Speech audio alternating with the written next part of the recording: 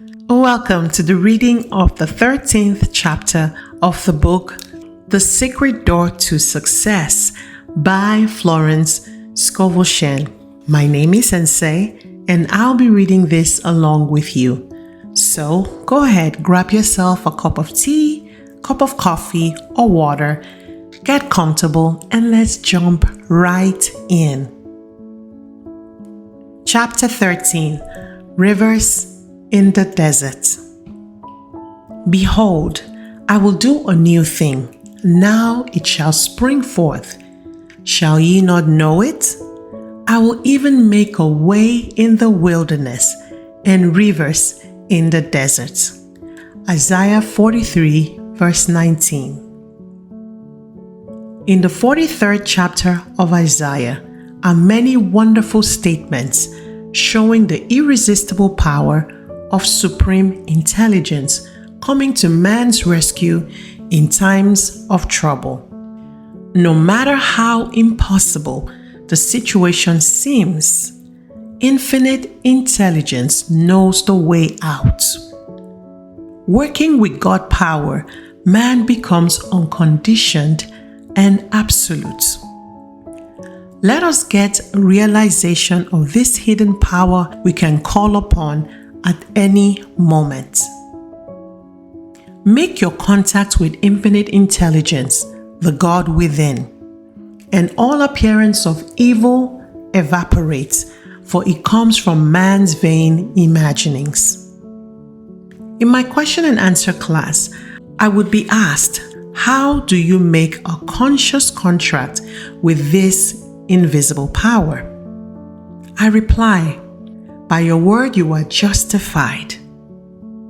The centurion said to Jesus Christ, speak the word, Master, and my servant shall be healed. Whosoever calleth on the name of the Lord shall be delivered. Notice the word call. You are calling on the Lord or law when you make an affirmation of truth. As I always say, take a statement which clicks. That means it gives you a feeling of security. People are enslaved by ideas of lack of love, lack of money, lack of companionship, lack of health, and so on. They are enslaved by the ideas of interference and incompletion. They are asleep in the Adamic dream. Adam, the generic man, ate of Maya, the tree of illusion, and saw two powers, good and evil. The Christ's mission was to wake to the truth of one power, God. Awake thou that sleepest. If you lack anything good, you are still asleep to your good. How do you awake from the Adamic dream of opposites after having slept soundly in the race thoughts for hundreds of years? Jesus said, when two of you agree, it shall be done. It is the law of agreement. It is almost impossible to see clearly your good for yourself. That is where the healer, practitioner, or friend is necessary. Many successful men say they have succeeded because their wives believed in them. I will quote from a current newspaper giving Walter P. Chrysler's tribute to his wife. Nothing has given me more satisfaction in life than the way my wife had faith in me from the very first through all these years. Chrysler wrote of her, it seemed to me I could not make anyone understand that I was ambitious except Della. I could tell her and she would nod. It seems to me I even dared to tell her that I intended someday to be a master mechanic. She always backed his ambitions. Talk about your affairs as little as possible, and then only to the ones who would give you encouragement and inspiration. The world is full of wet blankets, people who tell you it can't be done, that you are aiming too high. As people sit in truth meetings and services, often a word or an idea will open a way in the wilderness. Of course, the Bible is speaking of states of consciousness. You are in a wilderness or desert when you are out of harmony, when you are angry, resentful, fearful, or undecided. Indecision is the cause of much ill health, being unable to make up your mind. One day, when I was in a bus, a woman stopped it and asked the conductor its destination. He told her, but she was undecided. She got halfway on and then got off. Then on again. The conductor turned to her and said, "Lady, make up your mind." So it is with so many people. The intuitive person is never undecided. He's given his leads and hunches and goes boldly ahead, knowing he's on the magic path. In truth, we always ask for definite leads, just what to do. You will always receive one if you ask for it. Sometimes it comes as intuition, sometimes from the external. One of my students, named Ada, walked down the street, undecided whether to go to a certain place or not. She asked for a lead. Two women were walking in front of her. One turned to the other and said, "Why don't you go, Ada?" The woman's name just happened to be Ada.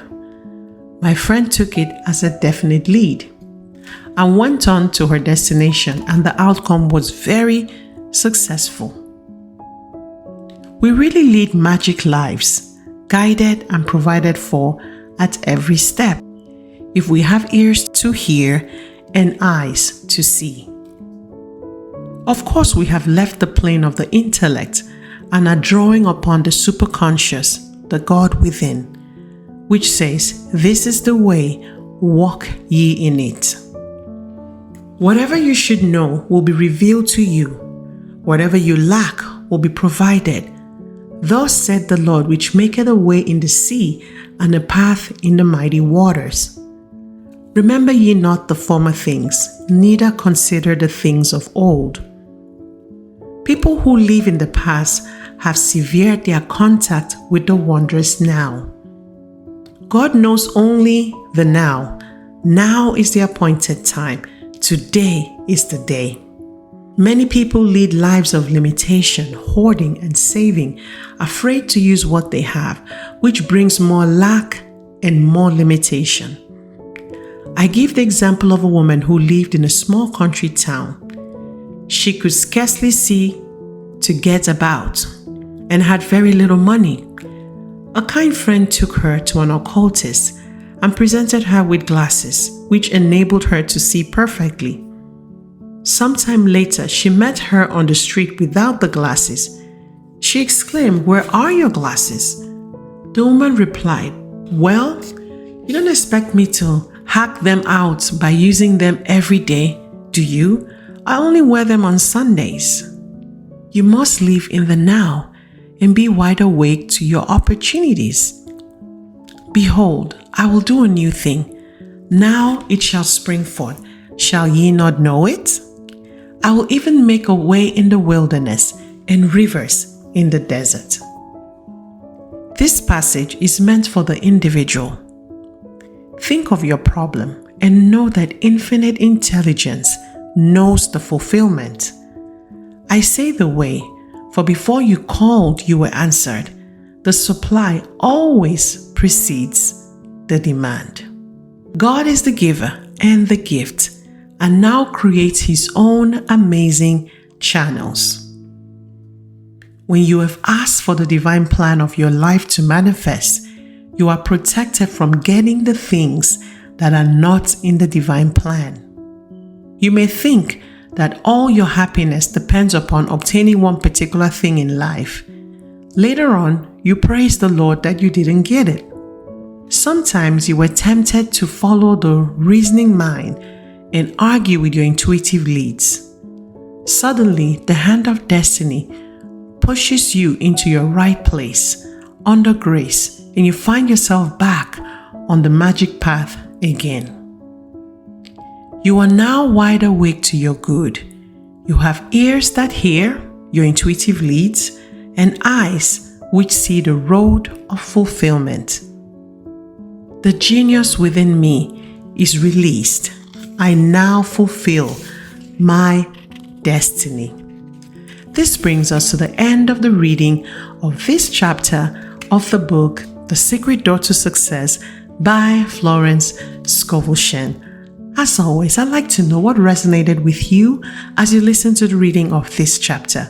Go ahead and leave me your aha moments, your comments, your questions in the comment section below. And if you haven't already, like this video, subscribe to this channel, and share this content with anyone who you know is still looking for the secret path to success. Until we see again, it's goodbye and God bless.